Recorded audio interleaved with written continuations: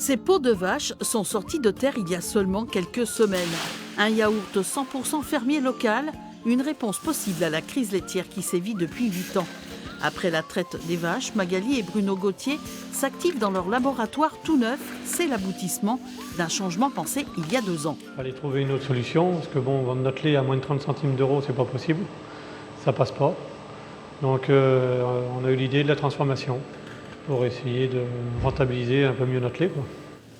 Des yaourts sans OGM, sans conservateur ni colorant, des confitures locales, avec un choix de parfums mûrement réfléchi. En fait, on a interrogé des amis, des personnes qui travaillent dans les collectivités, voilà, savoir ce que les enfants préféraient comme parfum. Donc on s'est basé là-dessus. Des recettes de yaourt élaborées en famille.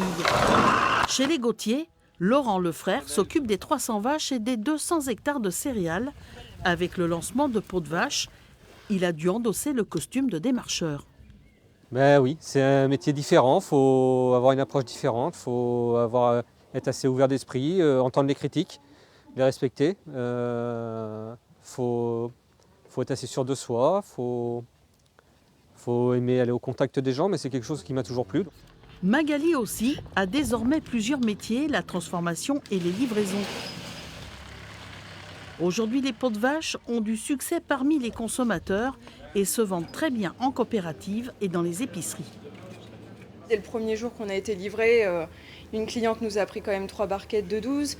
Ensuite, quelques jours après, on en a encore vendu. Encore aujourd'hui, on a de bons retours. Et puis le principal, c'est de faire marcher le commerce local.